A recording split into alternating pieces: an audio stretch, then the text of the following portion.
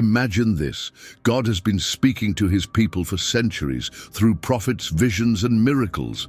But then, suddenly, silence. No prophet, no angel, no voice from heaven. For 400 years, nothing. Why would God vanish at the very moment his people needed him most?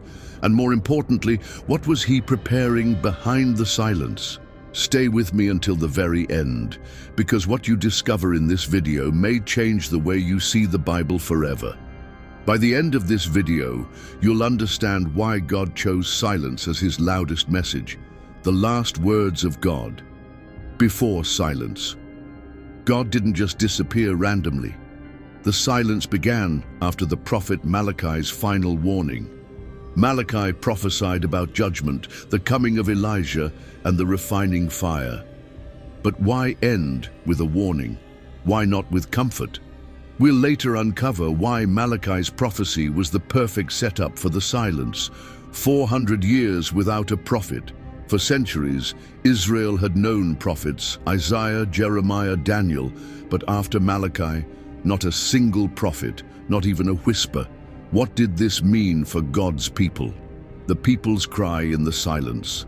The Jews kept praying, fasting, and waiting, but heaven stayed shut. Can you imagine praying for years, decades, and never hearing a reply? God's silence or man's deafness? Here's a question. Did God stop speaking, or did people stop listening? Silence doesn't always mean absence. Empires rise and fall. During the silence, powerful empires rose: Persia, Greece, and Rome. Was God silently arranging the stage of history for something bigger? The hidden hand of God in history. Even in silence, God's fingerprints were everywhere. The Greek language spread, making communication across nations possible. Rome built roads, connecting cities like never before. Was this all coincidence, or preparation for a message that would need to reach the entire world? Later, you'll see why God needed Rome in place before breaking his silence. The Maccabean Revolt. The Jews rose up against Greek oppression. Blood was spilled, temples were desecrated.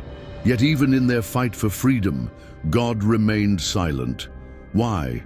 Prophecies, yet unfulfilled prophecies from Daniel, spoke of kingdoms, rulers, and a coming Messiah. But for 400 years, those prophecies seemed frozen in time. Was the silence a countdown, a hunger for God's voice? The more God stayed silent, the more desperate people became. They searched the scriptures, longed for a prophet, and clung to hope. Silence had created hunger. The rise of religious groups. In God's silence, new groups formed: Pharisees, Sadducees, Essenes. Each believed they knew how to bring back God's presence, but none succeeded. These groups will later collide with the Messiah himself. Silence as a test. Could the silence itself have been God's test? To see who would remain faithful even without signs, wonders, or miracles. A world prepared for one language. Thanks to Alexander the Great, Greek became the universal language. Suddenly, God's future message could spread beyond borders. Coincidence or divine preparation? Rome's iron grip. Rome conquered lands and forced peace through power. Roads, cities, and trade routes expanded. The world was being connected. The silence was building a stage. The unfinished story of Malachi. Malachi spoke of a messenger preparing the way of the Lord. But for 400 years, no messenger came. The silence itself became part of the prophecy. Heaven's mysterious pause. Why would God allow his voice to vanish for centuries? Could it be that silence was the only way to get people ready for something so powerful it would change eternity? The silent years in the Apocrypha books written during the silence, like Maccabees and Tobit, show how desperate people were for answers. But none carried the true voice of God. Silence doesn't mean stillness. Even if God wasn't speaking, he was still moving. Nations shifted, kings fell, cultures blended. Like a master chess player, God was positioning every piece. Prophetic countdown. Daniel had predicted kingdoms in a vision. Babylon, Persia, Greece, Rome, each came in order. And then the Messiah. Could the silence have been the ticking clock between prophecy and fulfillment? Faith in the dark, faith isn't tested when God speaks. It's tested when he doesn't. Those who remained faithful through silence were the ones prepared to receive the Messiah. When silence creates desperation. The silence created a spiritual thirst so deep that when John the Baptist finally spoke, people flocked to him instantly. We'll uncover in a moment why John's voice was the perfect answer to 400 years of silence. The last kingdom before Christ. Rome's control created roads that connected the known world. Later, those same roads would carry the gospel. God was silent, but strategic. Silence as God's language. Sometimes silence says more than words. Could it be that the silence itself was God's message? That the world wasn't ready, but would soon be? Generations, waiting generations, lived and died without hearing God's voice. Yet still, hope was passed down. This shows us, silence doesn't kill faith, it refines it.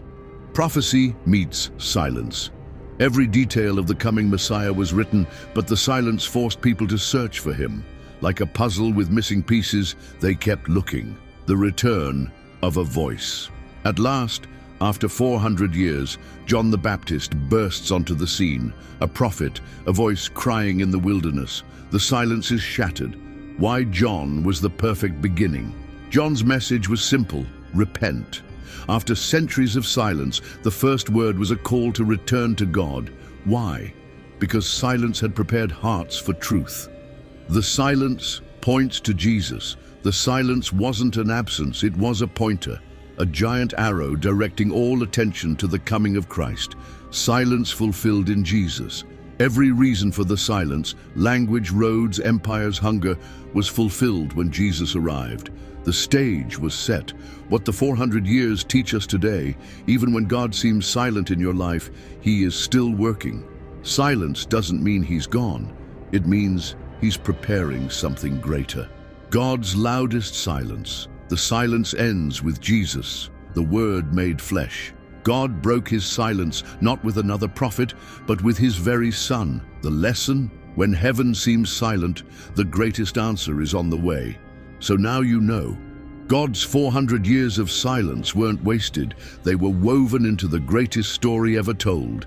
Remember this: when God seems silent in your life, he is often speaking in the loudest way possible. Stay faithful, because his answer is always worth the wait. Before you go, don't stop here. If you were amazed by the hidden truth of God's 400 years of silence, then you must watch this next video, where we uncover another shocking verse that churches never preach about, and it will shake everything you thought you knew about the Bible.